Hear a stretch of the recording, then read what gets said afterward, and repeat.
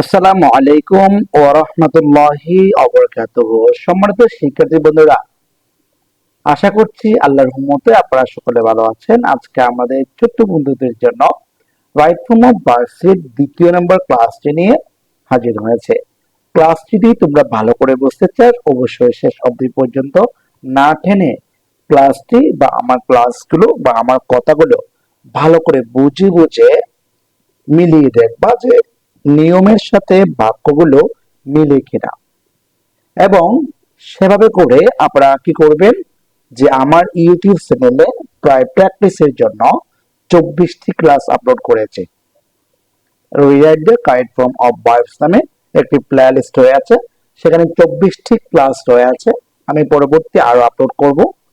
অবশ্যই এগুলো করার পাশাপাশি ওই ক্লাসগুলো তোমাদের দেখে নিতে হবে, আর না হয় একটু সমস্যা হতে পারে। ঠিক আছে, তাহলে 1 মিনিট কথা বললাম, এরপরে কথা না বাড়িয়ে আমরা আমাদের পরবর্তী কার্যক্রমে চলে যাচ্ছি, অর্থাৎ আমরা আমাদের মূল ক্লাসে চলে যাচ্ছি। আজকে ক্লাস আমরা 3টে নিয়ম আলোচনা করব। আমরা প্রতিটি ক্লাসে 3টি করে নিয়ম আলোচনা করার জন্য প্রস্তুত হয়ে আছে, বা ক্লাসগুলো এভাবে করে আমি রেডি করবো ইনশাআল্লাহ। আচ্ছা, চলুন তাহলে আজকে আমরা দেখতে পারবো আমাদের 4 নাম্বার নিয়ম, মোস্ট ইম্পর্টেন্ট আমাদের শিক্ষার্থী বন্ধুদের জন্য বা পঞ্চম শ্রেণীর শিক্ষার্থী বন্ধুদের জন্য সবচেয়ে গুরুত্বপূর্ণ একটি নিয়ম। সেটি হচ্ছে আমরা দেখতে পাচ্ছি 4 নাম্বার। ঠিক আছে, 4 নাম্বার নিয়মটি আপনারা একটু ভালো করে বুঝবেন এবং ভালো করে বুঝবেন বা ভালো করে খেয়াল করবেন কাজটি। তো 4 নাম্বার নিয়মে দেখতে পাচ্ছি, যদি কখনো কোন একটা বাক্যের মধ্যে আপনার ক্যান থাকে, ঠিক আছে, কি থাকে, আপনার ক্যান থাকে, অথবা খুঁত থাকে, অথবা শ্যাম থাকে, অথবা সুদ থাকে, এরপরে উইল থাকে, অথবা উড থাকে, এরপরে যদি কখনো মায়ে থাকে, অথবা মাইট থাকে, অথবা মাস থাকে, অথবা দেয়ার থাকে, এরপরে যদি ওট টু থাকে, অথবা am to, is to, R to হচ্ছে আর টু, অথবা ওয়াস টু। ঠিক আছে, ওয়াস টু আর টু হচ্ছে ওয়ার টু। এরপরে হ্যাভ টু আর টু হচ্ছে হ্যাজ টু, আর টু হচ্ছে had to, R to would better, would whether ইত্যাদি শব্দগুলো যদি সাবজেক্টের পর থাকে, তাহলে বায়োটি বসে আপনাকে কি করতে হচ্ছে, প্রেজেন্ট ফর্ম করতে হচ্ছে। আপনি শর্টকাট করে যদি এটাকে চিন্তা করেন, আরেকটু চিন্তা করতে পারবেন। সেটা কি, আমি এবার লিখে দিচ্ছি। প্রথমত সাবজেক্ট থাকবে, এরপরে এম এ থাকবে। এম এ মানে কি জানেন তো, মানে এম দিয়ে হচ্ছে মডাল আর এ দিয়ে হচ্ছে auxiliary, subject plus M A plus B one plus object. অর্থাৎ সাবজেক্টের পর যদি কখনো এম এ হয়, এরপরে বি ওয়ান হবে। বিষয়টি হয়তো আপনাদেরকে বোঝাতে পেরেছি যে সাবজেক্টের পর যদি এই ওয়ার্ড গুলো থাকে, এরপরে যদি আপনি ভার্ব বসাতে চান, অবশ্যই আপনি বি ওয়ান বসাবেন, অন্য কোনো কিছু আপনি বসাতে পারবেন না। ঠিক আছে, আমি যা বলছি তাই আপনারা এগুলো করার পর আমি যে বলেছি যে ক্লাসগুলো, যে আমার 26টি প্র্যাকটিস ক্লাস রয়েছে ইউটিউবে, সেগুলো অবশ্যই দেখে নেবেন। ঠিক আছে, আচ্ছা, তার মানে আমরা এখানে কতগুলো উদাহরণ দিয়েছি, কতগুলো উদাহরণ দেখে নিব। যে 1 নাম্বার দেখতে পাচ্ছি এখানে ক্যান আছে। আপনি ক্যান এর পরে যদি ক্যান এর টি হচ্ছে মডাল এম এ, ঠিক আছে, এম এ, এটা যেহেতু মডাল, আপনি এখানে কি করবেন, ডুটা যেভাবে আছে সেটা অবশ্যই দিবেন কোনো পরিবর্তন ছাড়াই। কেন, ক্যান আছে, ক্যান হচ্ছে মডাল, আর মডালের পরে যদি ভার্ব হয় সেটা কিন্তু বি ওয়ান হয়। এরপর আমরা 2 নাম্বার দেখবো। 2 নাম্বার দেখতে পাচ্ছি এখানে শব্দ আছে, একটা হচ্ছে মাস্ট। ঠিক আছে, একটা শব্দ দেখতে পাচ্ছি আমরা, মাস্ট। এই মাস্ট শব্দ যদি কখনো কোনো সময় সাবজেক্টের পরে বসে, তাহলে অবশ্যই ভার্বটি বি ওয়ান করতে হবে। মানে এখানে অবে আছে, আমরা ওবে করব। ঠিক আছে, ও বি ই ওয়াই, অবে করতে হবে।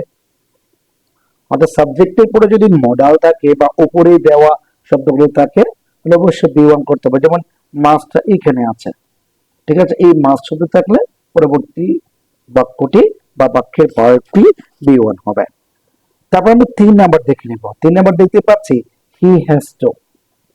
হি হ্যাজ টু যেহেতু আছে, এরপরে আমরা বি ওয়ান করবো। কেন, টু প্রিপোজিশনের পরে কি হয়, বি ওয়ান হয়। আমি অবশ্যই নোট তৈরি করেছি, আপনাদের ক্লাসের মাধ্যমে আমি বুঝিয়ে দেব। এখানে ফ্লে আছে, ঠিক আছে, আপনি এখানে কি করবেন, ফ্লে করবেন পুরো পরিবর্তন ছাড়াই। এরপর আমরা 4 নাম্বার দেখবো। 4 নাম্বার দেখতে পাচ্ছি সি শুড বলেছে। যেহেতু শুড বলেছে, এটা মডাল, এরপরে বি ওয়ান হবে। এখানে ফ্লে আছে, আমরা এখানে কি করব, ফ্লে করব কোনো পরিবর্তন ছাড়া। অর্থাৎ এখানে কি হলো, ফ্লে। ঠিক আছে, অর্থাৎ এখানে যেহেতু বি মানে মডাল আছে, তারপরে আপনার V1 করতে হবে। আচ্ছা, এরপর আমরা আমাদের 5 নাম্বার নিয়মটি আপনাদের দেখানোর জন্য চেষ্টা করছি। 5 নাম্বারটি আমরা দেখতে পাচ্ছি যে এখানে কোন সেন্টেন্সে অলওয়েজ, ঠিক আছে, অলওয়েজ থাকতে পারে, এভরি ডেলি থাকতে পারে, এভরি ডে, আর একটা হচ্ছে রেগুলারলি, এরপর হচ্ছে সামটাইমস, ঠিক আছে, এরপর লেখা আছে ওপেন, এরপরে আছে ইউজুয়ালি, এরপরে নর্মাল, আর একটা হচ্ছে ওকেশনালি। এই ওয়ার্ডগুলো যদি কখনো কোনো সময় আপনি খুঁজে পান, বাক্যের আগে, পরে, শুরুতে, মাঝখানে, যেখানে পান না কেন, অবশ্যই এই বাক্যটা প্রেজেন্ট ইন্ডিপেন্ডেন্সে নিয়ে যেতে হবে। তার মানে কি, প্রেজেন্ট ইন্ডিপেন্ডেন্ট মানে হচ্ছে ভার্বের V1, অর্থাৎ প্রেজেন্ট ফর্ম হতে পারে, অথবা V1 এর সাথে S থাকতে পারে, অথবা V1 এর সাথে ES যুক্ত হতে পারে। আর কখন S হবে, কখন ES হবে, সেই বিষয়গুলোর জন্য আপনাকে অবশ্যই নাম্বার নিয়মগুলো পড়ে আসতে হবে। অর্থাৎ কখন আপনি S বসাবেন, কখন ES বসাবেন, সেই বিষয়টার জন্য আপনাকে নাম্বারের যে নিয়মগুলো আছে সেগুলো পড়তে হবে আপনাকে। আচ্ছা, এটা বুঝলাম। এরপর আমরা যদি এভাবে থাকে যে উপরের শব্দগুলো থাকে কোন বাক্যের মধ্যে, সেটা কোন টেন্সে নিয়ে যাব, প্রেজেন্ট ইনডিফিনিট। যেমন এখানে 1 নাম্বারে আমরা দেখতে পাচ্ছি হি অলওয়েজ আছে, ঠিক আছে, অলওয়েজ যেহেতু আছে, তাহলে এরপরে ভার্বটা প্রেজেন্ট ইনডিফিনিট টেন্সে নিতে হয়। আর প্রেজেন্ট ইনডিফিনিট টেন্সে হি যেহেতু থার্ড পারসন সিঙ্গুলার, তাহলে মূল ভার্বের শেষে এস বা ই যোগ হবে। তার মানে এটা সঠিক অ্যান্সার হচ্ছে ডু নয়, ডাস। কেননা যে অলওয়েজ আছে present indefinite, subject type present singular, does হবে। তারপর এখানে লিখে আছে ইউ অফেন, তুমি প্রায়, তুমি যেহেতু তুমি হচ্ছে কোন পার্সন, সেকেন্ড পার্সন, ঠিক আছে, এটা যদি সেকেন্ড পার্সন হয় তাহলে প্রেজেন্ট ইনডিফিনিট টেন্সে V1 হয়, মানে এখানে অবে আছে, আপনি অবেটা বসাবেন, ঠিক আছে, কোনো পরিবর্তন ছাড়া অবেই হবে। আচ্ছা, এরপর আমরা দেখতে পাচ্ছি এখানে শব্দ রেগুলারলি। এই রেগুলারলি শব্দ থাকলে আপনার যেটা হেল্প আছে, এটি কি হবে, হেল্পই হবে, কোনো পরিবর্তন হবে না। কেননা ইউ হচ্ছে কোন পার্সন, সেকেন্ড পার্সন। তাহলে আমরা বোঝানোর জন্য চেষ্টা করলাম যে এই ওয়ার্ডগুলো যদি থাকে প্রেজেন্ট ইনডিফিনিট টেন্স হবে। আর প্রেজেন্ট ইনডিফিনিট টেন্সের সাবজেক্ট যদি থার্ড পারসন সিঙ্গুলার নাম্বার হয়, মূল ভার্বের সাথে এস বা ই যোগ হবে। আমরা অবশ্যই এই কথাটি প্রথম ক্লাসে আলোচনা করছিলাম। আচ্ছা, ঠিক আছে, আমরা এখন এরপরে যাব আমাদের আজকের ক্লাসের যে সর্বশেষ নিয়ম আছে, এই নিয়মটি দেখাচ্ছে 6 নাম্বার নিয়ম। 6 নাম্বার নিয়মে আমরা এখানে দেখতে পাচ্ছি যে যে কখনো কোনো সময় এখানে বলেছে সেন্টেন্স, কোন সেন্টেন্সে নাও, আর একটা হচ্ছে at this time, lock, at this, এখানে বলছে at the time, at present, এরপর লেখা আছে স্টিল, লিসেন, এরপর লেখা আছে ডে বাই ডে, নাওয়াডেজ, আর একটা হচ্ছে ইনক্রিজিংলি, আর একটা হচ্ছে রিপিটলি। এই শব্দগুলো যদি কখনো কোন একটা বাক্যের মাঝখানে, শুরুতে কোথাও খুঁজে পান, ওই বাক্যের মধ্যে যদি মাঝখানে শূন্যস্থান আপনাকে রাইট ফর্ম অফ ভার্ব বসাতে হয়, সেক্ষেত্রে আপনি কি করবেন, সেটাকে প্রেজেন্ট কন্টিনিউয়াস টেন্সে নিয়ে যাবেন। আর প্রেজেন্ট কন্টিনিউয়াস টেন্সের যে স্ট্রাকচার আমি এখানে যোগ করেছি, প্রথমে লিখে আছে সাবজেক্ট, তারপরে হচ্ছে এম ইজ আর, তারপর হচ্ছে ভার্বের সাথে আইএনজি যোগ করতে হবে, তারপর অবজেক্ট করতে হবে। তার মানে একই যে বাক্য, দেখুন বাক্যের মধ্যে আমি দেখতে পাচ্ছি যে এখানে কি আছে, বুক নাও আছে না, নাও একটা শব্দ আছে, এই নাও শব্দটি থাকার কারণে মূল বাক্যটি কোন টেন্সে যাবে, প্রেজেন্ট কন্টিনিউয়াস। তো সেই ক্ষেত্রে হি যেহেতু থার্ড পারসন সিঙ্গুলার, এই জন্য আমি কি বসাবো, ইজ বসাবো। তারপর এখানে যেটা রিড আছে সেটা রিডিং হয়ে যাবে, রিডিং, ঠিক আছে, রিডিং হয়ে যাবে। He is reading a story book now, এটা বলেছে। এরপর আমরা বি নাম্বার দেখবো। বি নাম্বার আমার প্রথমে দেখি সাবজেক্ট হচ্ছে থার্ড পারসন প্লুরাল, এখানে আছে ফ্লে, ঠিক আছে। তো ফ্লেটা এখানে একটা শব্দ দেখতে পাচ্ছি আমরা এট দিস টাইম। এই এট দিস টাইম যদি কখনো কোনো সময় কোনো সাবজেক্ট বা বাক্যের সাবজেক্ট হিসেবে ব্যবহার হয়, সেক্ষেত্রে আপনাকে কি করতে হবে, দেয়ের জন্য একটা আর বসাতে হবে, তারপরে এখানে যেটা আছে ফ্লেইং, ফ্লেইং বসাতে হবে, ঠিক আছে। তার মানে আমাদের আনসারটা আর ফ্লেইং হবে। এরপর আমরা সি নাম্বার সর্বশেষ যে বাক্যটি আছে ক্লাসের, সেই ক্লাসের বাক্যটি হচ্ছে এখানে প্রথমে দেখতে পাচ্ছি প্রেজেন্ট আছে, এই এট প্রেজেন্ট থাকার কারণে দে হচ্ছে থার্ড পারসন প্লুরাল, এখানে আছে স্টে। তো আমরা এটার সাথে কখনো এস বা ইএস বা পাস্ট টেন্স করব না, এটা আমরা প্রেজেন্ট কন্টিনিউয়াস করব। তো প্রেজেন্ট কন্টিনিউয়াস ক্ষেত্রে দে এর জন্য কি বসে, আমরা আর বসাবো, আর এখানে যেটা স্টে আছে সেটা স্টেইং হয়ে যাবে। ঠিক আছে, তো আমরা বিষয়টি বুঝতে পারলাম।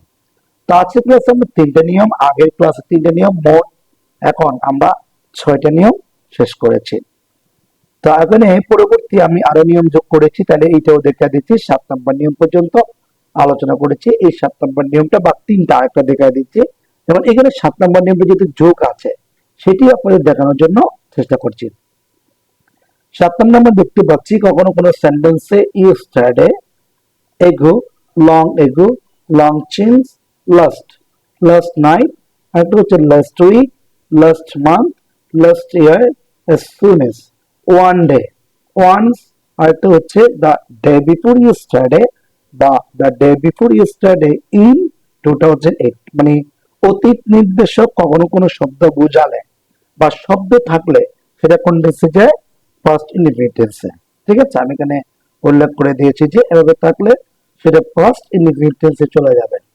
আর ফার্স্ট ইনডিফিনিট টেন্সের যে একটা স্ট্রাকচার আছে সেটা আমি বলেছি যে সাবজেক্টের পর আপনার বি টু হবে, তারপর অবজেক্ট হবে। বি টু বি কি, সাবজেক্টের পরে বি টু কি, বি টু জিনিসটা কি সেক্ষেত্রে আপনি মনে রাখবেন সাবজেক্টের পরে বি টু হলে সেটা হবে ভার্বের ফার্স্ট ফর্ম।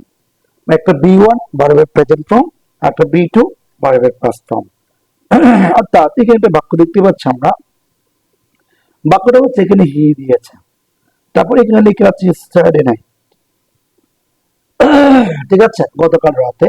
তো এটা যেহেতু ইয়েস্টারডে আছে সেটা ফার্স্ট ইনডিফিনিট, আর এটা হচ্ছে বি ওয়ান। ঠিক আছে, আপনি এই শব্দটা যখন এই জায়গাতে বসাবেন তখন হয়ে যাবে মিট, মানে একটা ই থাকবে, দূরে থাকবে না। আচ্ছা, এরপরে আমরা দেখতে পাচ্ছি এখানে বাই আছে, যেহেতু লাস্ট উইক আছে সেটা হয়ে যাবে বাউট, বি ও জি এস টি। ঠিক আছে, বাউট। এরপর আমরা পরবর্তী এখানে বি দেখতে পাচ্ছি, বি মানে কি আসলেই বি বসাবো না, বি মানে হচ্ছে টু বি ভার্ব। সেগুলো কি কি, যেমন am, is, are, was, were ইত্যাদি। 3টা প্রেজেন্ট টেন্সে আর 3টা পাস্ট টেন্সে বসে। উই যেহেতু আছে, উই হচ্ছে প্লুরাল, সেই ক্ষেত্রে আমাকে কি করতে হচ্ছে, পাস্ট ইনডিফিনিট টেন্সের ক্ষেত্রে কি করতে হবে। ঠিক আছে, পাস্ট ইনডিফিনিট টেন্সের ক্ষেত্রে আমি এখান থেকে ওয়ার বসাবো। ঠিক আছে, কারণ কি উই হচ্ছে প্লুরাল। এরপর আমরা ডি নাম্বার দেখবো। ডি নাম্বার দেখতে পাচ্ছি এখানটা আমরা আসলে দেখতে পাচ্ছি গো, লাস্ট মান্থ আছে। ঠিক আছে, লাস্ট মান্থ শব্দ থাকার কারণে এই গুটা কি হয়ে যাবে, ওয়ান্ট হয়ে যাবে, অর্থাৎ went, W E N T, went হবে। তার মানে আমরা বিষয়টি বুঝতে পারলাম। তো আজকে ক্লাসটি একেবারে আপনাদের সাথে ক্লাসের সংক্ষিপ্ত করার কথা বলে প্রায় 14 মিনিট ক্লাস করে ফেলছে। সবাই ভালো থাকবেন, সুস্থ থাকবেন। আসসালামু আলাইকুম ওয়া রাহমাতুল্লাহ।